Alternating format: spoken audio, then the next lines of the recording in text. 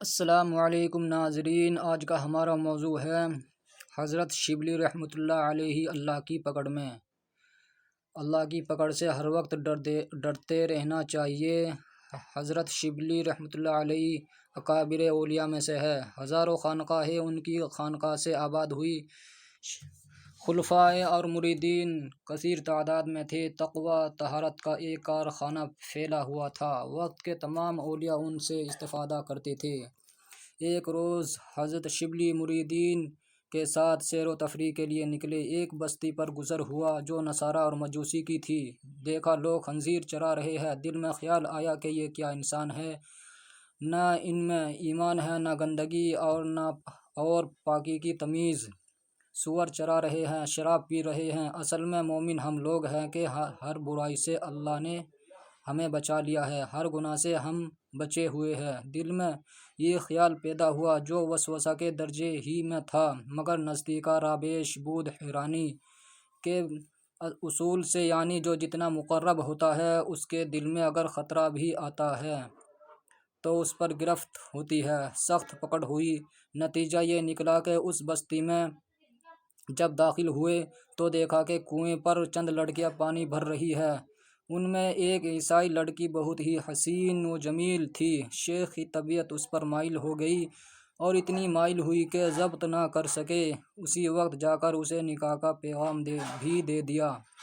لڑکی نے جواب دیا کہ اس وقت نکاح کروں گی جب میرا باپ اجازت دے دے۔ شیخ نے پوچھا تیرا باپ کہاں ہے؟ اس نے کہا کہ فلاں گھر میں۔ اس نے کہا کہ گھر میں۔ اس کے گھر پہنچے، جا کر اس سے درخواست کی۔ اس نے کہا میں ایک شرط پر نکاح کر سکتا ہوں اور وہ یہ ہے کہ اسلام چھوڑ کر مذہب عیسائیت قبول کر لیجئے۔ شیخ نے کہا منظور ہے۔ چنانچہ اسلام چھوڑ کر عیسائیت قبول کر لی اور مرتد ہو گئے۔ متعاقدین و مریدین نے آ کر شیخ سے منت لجاجت کی، لیکن شیخ کی کچھ سمجھ میں نہیں آیا اور شیخ مبہوت سے رہ گئے۔ خدام نے پوچھا کہ فلاں آیت آپ کے ذہن میں ہے؟ شیخ نے کہا میرے ذہن میں کوئی آیت نہیں ہے۔ گویا پورا قرآن ذہن سے نکل گیا۔ پھر مریدین نے حدیثوں کے حوالے دے کر سمجھانا چاہا۔ شیخ نے اس پر یہی کہا کہ مجھے کوئی حدیث بھی معلوم نہیں ہے۔ گویا حدیث بھی ذہن سے نکل گئی اور اس لڑکی کے عشق میں مستغرق ہو گئے۔ عشق کا غلبہ اس قدر ہوا کہ کل جس عصا سے سہارا لے کر جمعہ کا خطبہ اور وعظ و نصیحت کرتے تھے، آج اسی عصا سے خنزیر چرا رہے تھے۔ شیخ کی یہ حالت دیکھ کر لوگ رو پڑے، چیخیں نکل گئی۔ پورے ملک میں خانقاہیں ویران ہو گئی۔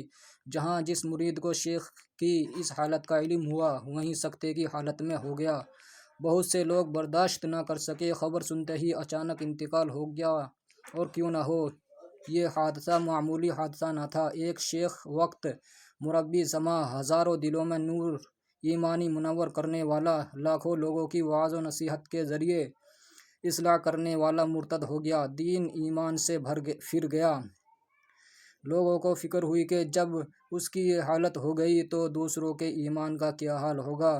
اس لیے لوگ دعا کر رہے تھے، کہیں انفراداً، کہیں اجتماعاً، اور ایک خصوصی تعداد تو ہر وقت شیخ کے پاس ہی خدائے مالک الملک کے دربار میں دعاؤں میں مشغول تھی۔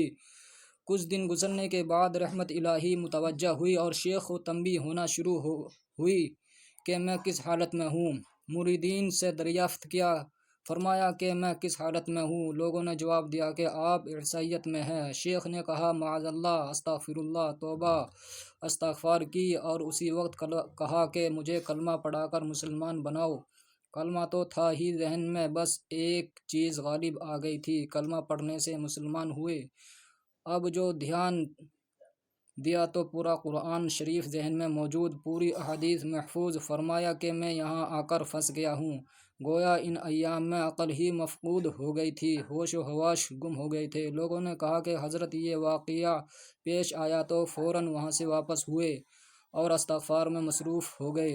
تمام خانقاہوں میں خوشیاں منائی جانے لگی اور لوگوں میں خوشی کی لہر دوڑ گئی کہ اللہ نے شیخ کو پھر اسلام میں لوٹا دیا اور ہدایت نصیب فرمائی۔ ادھر یہ واقعہ ہوا، ادھر یہ ہوا کہ اس عیسائی گھرانے پر یہ اثر ہوا کہ وہ خود اپنی لڑکی کو لے کر حاضر ہوا اور کہا کہ حضرت اس کو مسلمان کر کے اپنے نکاح میں قبول کر لے۔ حضرت نے فرمایا مجھے تو نکاح کی ضرورت نہیں، میرے پاس تو بیوی موجود ہے۔ اس لڑکی سے جو عشق و غلبہ محبت تھا وہ کافر ہو چکا تھا۔ شیخ نے جب بعد میں سوچا تو معلوم ہوا کہ قلب میں جو وسوسہ اور زعم پیدا ہوا تھا کہ اصل میں انسان تو ہم ہیں، رات دن عبادت اور ریاضت اور اللہ رب العزت کی بندگی میں لگے ہیں۔ یہ عیسائی کیا کرتے ہیں؟ یہ تو سور چرانے میں لگے ہیں۔ اسی پر عتاب ہوا اور امتحان میں ڈال دیا گیا۔ اللہم احفظنا منہ۔